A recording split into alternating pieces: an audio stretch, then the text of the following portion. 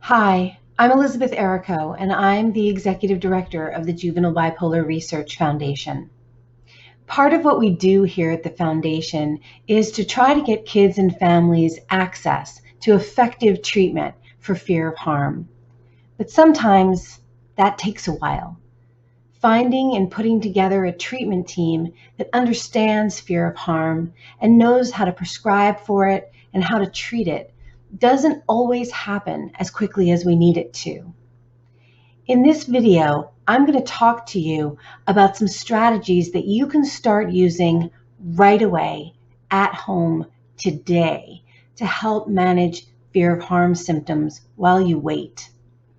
You can also use these strategies going forward after getting the right medications in place. So you can think of it as getting a head start on the treatment that you need.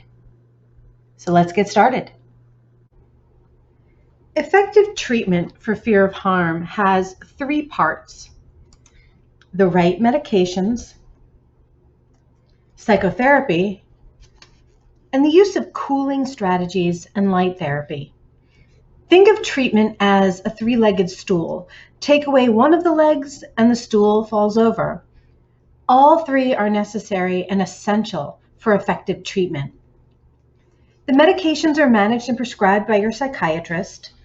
The therapy is conducted by your psychotherapist, but the cooling strategies and light therapy are controlled by you at home.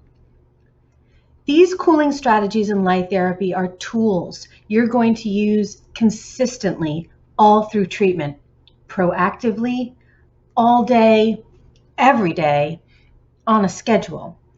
And there's no reason you can't begin using these tools while you wait for the rest of those treatment pieces to fall into place. Now we're going to walk you through the basics you need to know about temperature and sleep, effective cooling and light strategies, show you a schedule for cooling, and we'll let you know about some products that families living with fear of harm have found useful and how to find more. But remember, cooling strategies alone aren't a complete treatment plan, but they can help relieve some suffering, lessen the impact and intensity of some symptoms, and become a building block of long-term treatment for fear of harm. We go into a lot more detail on temperature dysregulation in our online education course, which I recommend you complete if you're confident the diagnosis of fear of harm is the correct one for you. But in case you haven't seen it yet, I'm going to give a very brief overview of the temperature dysregulation symptom of fear of harm. Heat is being generated by the body throughout the day, but instead of getting rid of it as a matter of routine, the fear of harm patient's body holds on to that heat and doesn't let it go. Parents tend to notice this when they see things like their child's ears or cheeks get red and warm to the touch, and heat can feel as though it's radiating off the torso. Kids often don't know they're experiencing it, but they'll refuse to wear clothes or put on coats when it's cold out. This dysregulation can be measured in the disruption of the ratio between core body temperature and the temperature on the extremities. As that ratio becomes more and more distorted, the more difficult all of the behavioral symptoms become. A person who's overheating can exhibit aggression, defensiveness, hostility, intense fear, and can misperceive the level of threat in their environment, triggering them into the fight or flight response when it's not needed. In short, the temperature dysregulation is triggering the aggression, fight or flight response, fears, sleep disruptions, and nightmares. So in order to treat those symptoms, we have to treat the temperature by cooling down the body. But it's important to remember, our goal is not to use these techniques to make the person cold. This would be counterproductive since it would trigger the body to warm itself up again, restarting the cycle of overheating. Rather, the goal is to assist the body in releasing that built-up heat. To do this, you're going to do four things. 1. Learn to identify when cooling strategies are needed. 2. Use the cooling strategies regularly. 3. Pay attention to the weather outside. And 4. Use light therapy to help reset circadian rhythms. We're going to walk through each of these in more detail in a minute, but first we need to touch on that last item, which is sleep. Sleep cools the body, and it's part of the body's natural temperature rhythms to start to cool off in the evenings to prepare for sleep and to warm up in the morning to wake up. But with fear of harm, that natural cycle is disrupted, and built up heat makes it nearly impossible to wind down at night and to fall asleep. There's actually a really complex scientific connection between sleep and temperature, but for now, let's just say that when the temperature is out of whack, you won't be able to resolve sleep problems because the temperature rhythms and circadian rhythms of the body are linked. Using the cooling strategies throughout the day and having a cooling ritual at bedtime can make a big difference in the ease of falling asleep, as well as in sleep duration and quality. So let's get to that first item. Learn to identify when cooling strategies are needed. Catching overheating can be tricky, and we often don't notice it until it's too late. That's when you're seeing the red ears, hot flushed cheeks, excessive sweating, or you're seeing behaviors like aggression, extreme defensiveness and reactivity, oversensitivity, and larger than life fears. But by the time you see overheating, it's too late to prevent it. It's been building all day. And just like a teapot that whistles when the water is boiling, those physical and behavioral symptoms are the whistle, telling us the body heat has built up and is boiling over. Now we need to use what we call corrective cooling. When you see a symptom outbreak, these cooling measures are essential to help de-escalate and bring the overheating person back to stability. Now, what if you could just turn off the teapot before it boils? That's what we call preventative cooling. These are the same techniques as the corrective ones in most cases, but by using them proactively throughout the day on a schedule, what happens is that we're able to turn off that teapot or the body's furnace before it has a chance to build up and hold on to all that extra heat. In a few minutes, we'll walk you through how to build that schedule. Something we don't often consider, but has a significant impact on body temperature, is the weather. As simple as it seems, the weather is a factor you're going to need to monitor in order to be on top of your cooling plan. And here's why. The temperature outside forces the body to acclimate and regulate itself accordingly.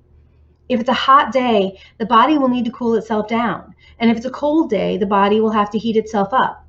That back and forth forces the body to work hard at something it's not very good at and triggers all of that heat buildup we're trying to avoid. Here are some weather situations that you'll want to keep an eye on. How much of a difference is there between the high temperature and low temperature each day? This is important because if it's 40 degrees when you leave for school or work in the morning and 75 degrees when you're coming home in the afternoon, then you're going to see overheating because the body kicks into warming mode at 40 degrees and doesn't realize it needs to shut that furnace off when it's 75 degrees out later in the same day.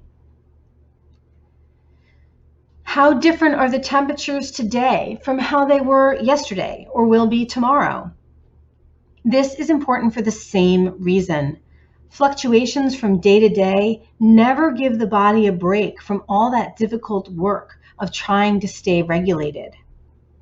When those differentials are big, going back and forth from inside to outside, even if it's only as long as it takes to walk to the car and back, is enough to disrupt the body's regulation and trigger overheating. Remember, the bigger the swings in temperature, the more temperature dysregulation you're in for. And without assistance, that's going to result in more behavioral symptoms too. In addition to cooling strategies, you'll also want to help reset those circadian rhythms. The primary way to do this is to use a special lamp that can simulate sunset and sunrise. When the sunset is used daily at bedtime and the sunrise is used daily for waking up in the morning, the body's disrupted clocks can begin to align, helping you learn to fall asleep at night and wake up in the morning in alignment with the natural light and sleep cycles of the day. So to summarize, what we're seeking is to use cooling strategies in response to symptom outbreaks, use cooling strategies proactively throughout the day to prevent symptom outbreaks, use cooling strategies when the weather is working against us, and use light therapy lamps to help reset circadian rhythms. Now, let's get into what those strategies actually are. While there are a million different ways to cool the body down, we've simplified them into some basic categories that can help you conceptualize how to engage in the cooling process. The first and most effective cooling strategy is submersion. Getting the entire torso submerged in tepid water is going to be extremely effective in drawing heat out of the body. You want to make sure the water isn't too cold, or else this will trigger a warming response. But you don't want it to be too warm either.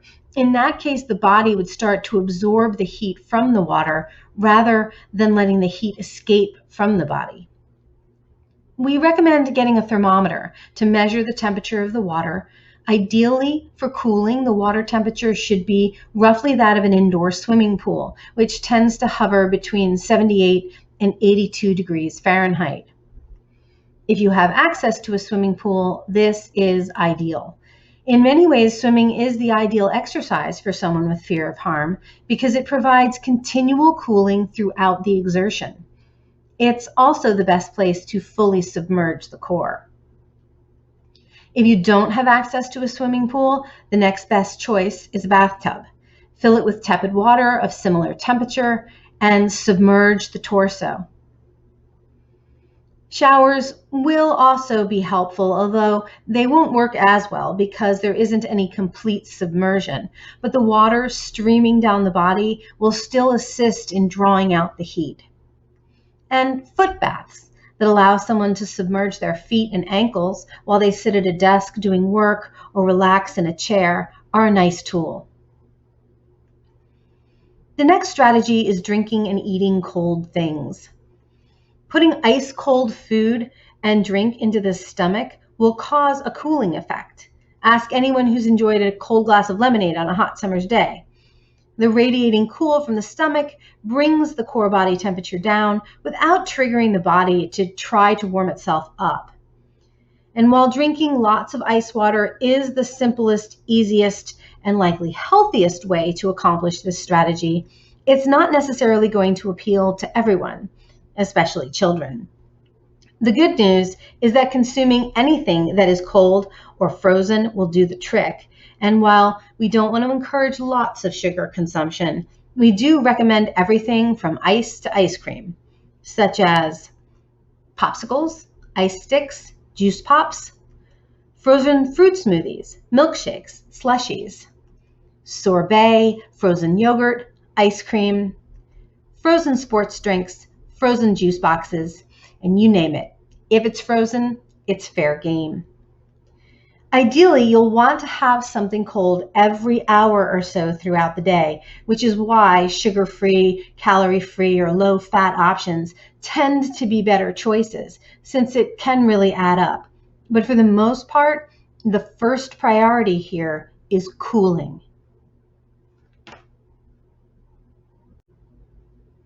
Next, we have the strategy of putting cold things on the body. These strategies can be used when it's not practical to get into a tub, like at school, in the car, or generally when you're on the go. They include using cooling towels, and clothing that uses evaporating water to pull heat away from the body. Frozen ice packs, frozen gel packs that can be placed inside clothing because when they warm, they won't melt into puddles of water. Or wearing athletic clothes that wick moisture and heat away from the skin. Placing these on the back of the neck, wrists, ankles, or feet and forehead assists the body at all of their natural points of heat escape and pull the body's warmth away from the core. The last category of strategy involves air circulation. The body expels heat through the skin, so keeping as much skin exposed as possible can be a valuable tool in staying cool. This involves having fans blowing on the skin to pull away heat, keeping hands, feet, and the head exposed as much as possible to let heat escape, especially at bedtime and while sleeping, and not using too many layers of clothing or sheets and blankets between which air becomes trapped and warms from body heat. These strategies involve air circulation are especially important at night when the body needs to stay cool in order to stay asleep. These are going to be your standard go-to cooling strategies that you'll use for both prevention and correction. Add to this the use of that set sunrise lamp, and you can build a simple schedule to combat heat building and overheating. Now, since we can't engage in all of these cooling activities when we're asleep, we have to build into our environment things to help cool during the night. Bedtime becomes a lot easier with a pre-bed cooling routine, including a tepid bath for 20 to 30 minutes. And then while sleeping, you can use fans that are aimed at the body, or use cooling bed sheets, or bed fans like the brand BedJet, or cooling mattress toppers, some of which circulate cool water like the Uller brand. You can get a sense of how effective these tools are at night by using sleep tracking smartwatches and mattress pads that track everything from heart rate to REM sleep cycles, so you know what cooling strategies work best and help your fear of harm loved one be more likely to fall asleep and stay asleep peacefully without nightmares or frequent waking. Remember, we've broken down the cooling interventions into the categories prevention and correction. Prevention involves the proactive use of cooling regularly throughout the day. Correction is needed when overheating begins and all of those behavioral symptoms we're trying to reduce start to break through. Remember, the more prevention you do, the less frequently you'll have to do the correction. This is why we recommend that you design an actual schedule to follow that outlines the strategies you regularly use, as well as when to use them. For starters, and after some trial and error, you should be able to identify which cooling strategies you personally find to be both effective and tolerable, so you can use them specifically on your plan. On this sample plan, you can see strategies that have been chosen and are identified with notes on whether this person primarily uses the strategy for prevention or correction, how preferred the strategy is, and how effective it is. For example, drinking cold liquids is both preventative and corrective, is tolerable, and highly effective. This format can make it easier to keep track of strategies and transfer that knowledge easily to others when there's a change in caregiver. This next section of the plan shows a sample daily schedule of cooling with quick and easy interventions to prevent heat buildup in the first place, reducing the need for corrective measures. So at 8 a.m., breakfast could be something cold, like an acai bowl. At 11 a.m., you can use an evaporative cooling towel or some kind of ice or gel pack on the neck or wrists for 10 minutes. Then at 1 p.m., drink an icy cold drink and have a fan blowing directly onto your skin while you're drinking it. At 2:30, you can use that evaporative cooling towel again. At 4 p.m., have a snack drink a frozen fruit smoothie and sit with a fan blowing on you. At 5:30 p.m., use an evaporative cooling towel again. And at 7:30 p.m., take a cool bath for 20 to 30 minutes. At 9 p.m., go turn on your bed fan and sunset lamp and get ready for bed. These schedules can be customized to exactly the strategies that you prefer to use at the times that make sense for your schedule. Obviously, an effective cooling plan is going to require the use of some products, but you don't have to break the bank. JBRF families have been on the hunt for products to help them maximize cooling, and their research can benefit you. You can find evaporation cooling towels for $8 to $10, like this one from the brand Arctic Cool, or this wearable frozen cooling gel collar from Cool Time for $25. Hydro flasks run about $50, but are worth the investment because they are a great way to keep a lot of liquid, maybe 40 ounces, icy cold for a full day. There are, of course, ever more expensive items like bedding systems like the bed jet fans and the Uller cool water circulating mattress pads. And you can find these items and other products our families have recommended on our website. And you can have the peace of mind of knowing that these are items that have helped other folks with fear of harm. You can find this link for our webpage in the video's description. Now you have the tools you need to get started at home, reducing symptom intensity and frequency with fear of harm. You can make your cooling plan with strategies and a convenient schedule. You also know to focus on sleep regularity with the help of a sunset-sunrise lamp, and to keep track of the weather outside and how much the person with fear of harm is exposed to temperature fluctuations, so you can increase or decrease the cooling strategies accordingly. Remember, these strategies alone won't be enough to provide a comprehensive treatment plan, but these techniques can help provide relief and bring some sense of agency and control to the fear of harm sufferer. The best part is you'll become an expert on the cooling strategies that you'll use for a lifetime. I hope you found this video helpful and that the strategies included help you in your daily struggles living with fear of harm. Remember, at JBRF, we have all kinds of programs and services to help patients and families who are living with fear of harm. We have educational videos that can teach you everything you need to know about the disorder and how to manage it at home. We have advocacy programs where we work with families directly with their practitioners to make sure you're getting the treatment that you need. We have advocacy programs to help families in their school systems to make sure that their children are getting the IEP and 504 accommodations that they need to be successful at school. And we have support groups for teens, adults, and parents of children who have fear of harm. Because remember, at JBRF, we're here to help, and you don't have to go through this alone.